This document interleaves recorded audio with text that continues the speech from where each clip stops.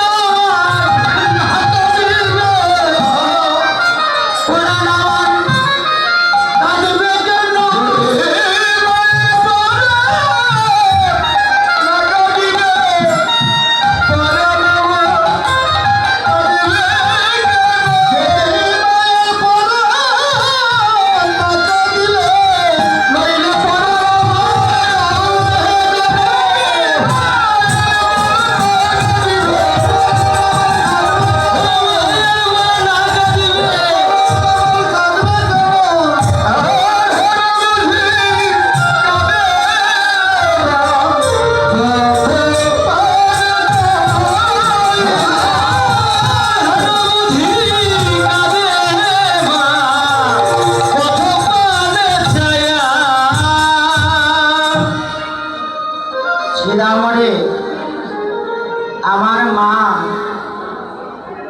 গোপাল গোপাল গোপাল বলে আমার কথবাণী চেয়েছে, কাঁদছে।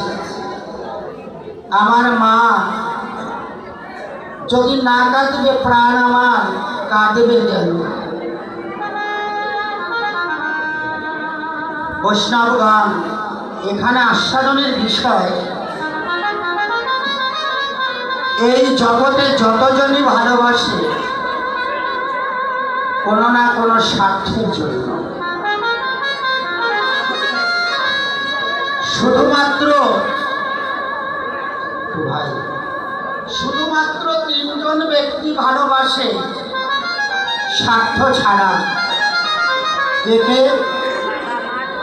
এক গর্ভধারিণী মা, দুই জন্মদাতা পিতা, তিন যার যার পরম দয়াল শ্রী গুরুদেব। এর মধ্যেও বাৎসল্য প্রেমময়ী মায়ের ভালোবাসার সঙ্গে জগতের কোনো ভালোবাসার তুলনা হয় না। মাঝে কি অমূল্য ধন, মাঝে কি অমূল্য রত্ন। যেমন কোনো দরিদ্র ব্যক্তির ঘরে মূল্যবান রত্ন থাকলে সে ততদিন মূল্যায়ন করে না যতদিন ঘরে থাকে। যখন হারিয়ে যায় তখন বুঝতে পারে যে আমি কি ধন হারিয়েছি। তেমনি এই অন্ধকার আসরে আমার ভক্তিমতী মায়েরা, বোনেরা, বৈষ্ণব ভক্তগণ, যাদের ঘরে মা আছে তারা বুঝতে পারে না যে মা কি অমূল্য সম্পদ, কি অমূল্য রত্ন।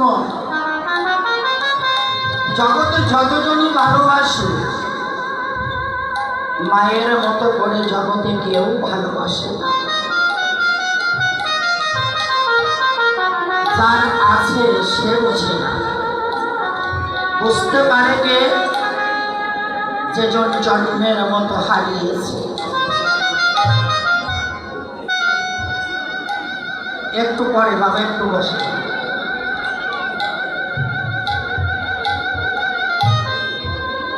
মাঝে কি অমূল্য ধন, মাঝে কি অমূল্য রত্ন। বুঝতে পারে সেই যেজন হারিয়েছে। তার বাস্তব প্রমাণ, কথা বলবেন না আজকে, তার বাস্তব প্রমাণ আজকে এখানে যত সাধুগুরু বৈষ্ণব কীর্তনঞ্জনে এসেছে প্রত্যেকেই কোনো না কোনো মায়ের সন্তান। আপনার মতো বৈষ্ণব সন্তান যে মা গর্ভে ধারণ করেছে সেই মা রত্নগন্ধা মা।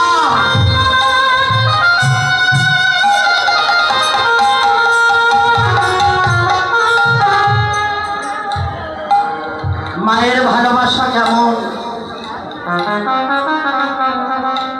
বুঝতে পারবেন, কখনো বুঝতে পারবেন যখন থাকবে না। আজকে যারা কীর্তন আসরে বসে আছেন,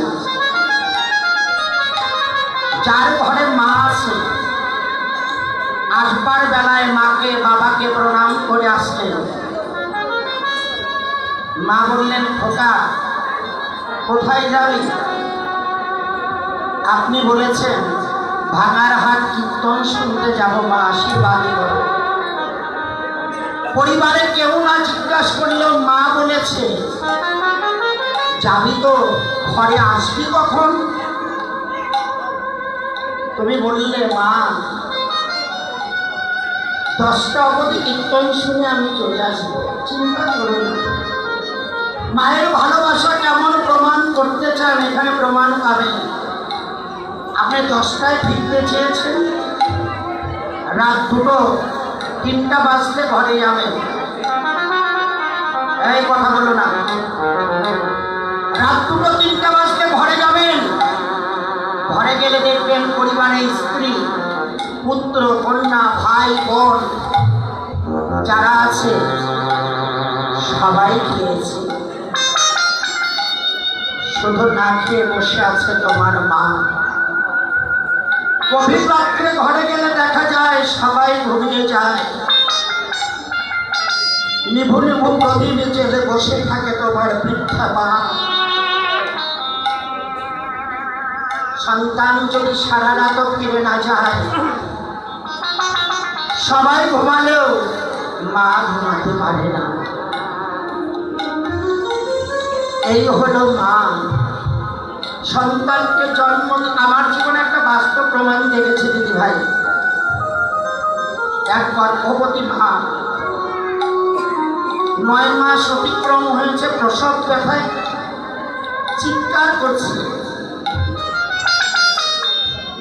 গৃহে তেমন কেউ ছিল না, প্রতিবেশীরা এসে ধরে থাকে, একটা হসপিটালে নিয়ে গেল। সেদিন আমি বাস্তব প্রমাণ দেখেছি। যখন হসপিটালে নিয়ে গেছে, নিয়ে যেতে বড় দেরি হয়ে গেছে। গ্রামে বাড়ি তো, ডাক্তার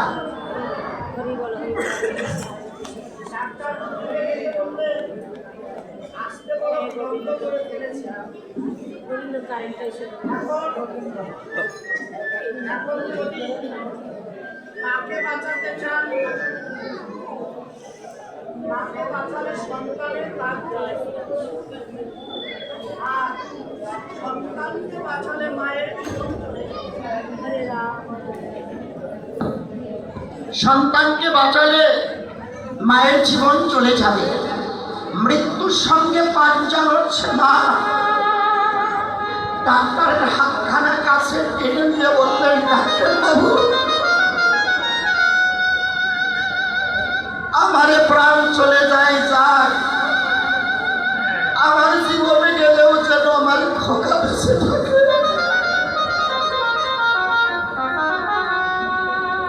সেদিন আমি বুঝেছি মা কেমন হয়, যার নাই সে বোঝে না। এখানে তোমরা অনেক দিদি ভাইরা আছো, মেয়েদের তো কোনো বাড়ি হয় না, একটা শ্বশুর বাড়ি আর একটা বাবার বাড়ি, নিজের বলতে কি। তবু বাবার বাড়ি থেকে যখন শ্বশুর বাড়িতে যায়, যাবার পর বাবার বাড়িতে যতদিন মা বাবা বেঁচে থাকে ততদিন তারা বারবার ছুটে যায়।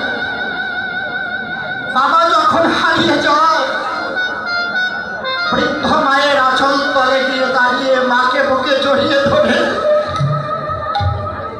মনের কথা, মনের ব্যথা, মনের ভাষা মাকে জানায়। সেই মাও যখন জন্মের মতো হারিয়ে যায়, তখন আর মেয়েদের যাবার জায়গা থাকে না। অনেকদিন হলেও বাবার বাড়িতে যেতে চায় না। প্রতিবেশী কেউ যদি এসে বলে, দিদি তোকে অনেকদিন দেখে তুই বাবার বাড়ি যাস না, কেন যাস না? সে তাকে বুকে ধরে বলে, দিদির আমি কার কাছে যাব? আগে আমার বাবাকে হারিয়েছে ছিল মা, যে মায়ের আঁচল ছায়া ছিল স্বর্গের শান্তির ছায়া, যার ভাষা ছিল অমৃত মাখা, যার বুকে মাথা রাখলেই শান্তি পেতাম। চির শান্তির আঁচল আমার মাতৃ অঞ্চল, আমি যে জন্মের মতো হারিয়ে ফেলেছি। আমার যে আর যাবার জায়গা নাই, আমি আর কোথায় যাব?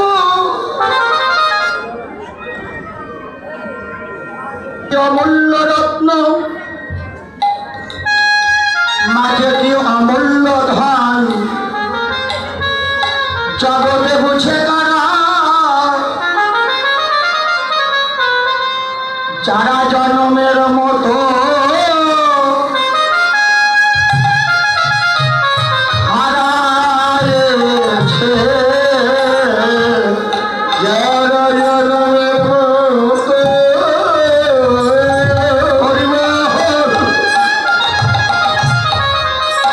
মাকে হারায়েছে,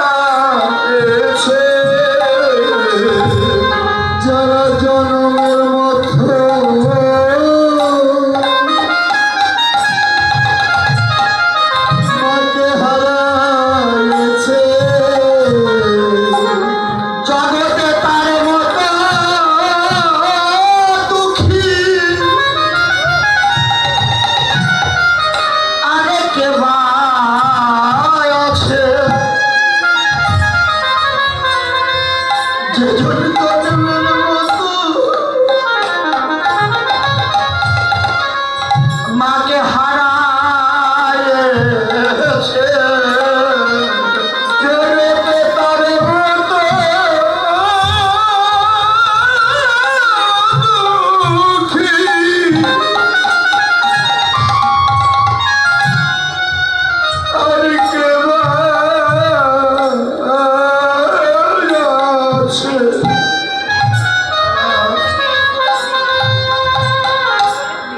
জনমের মতো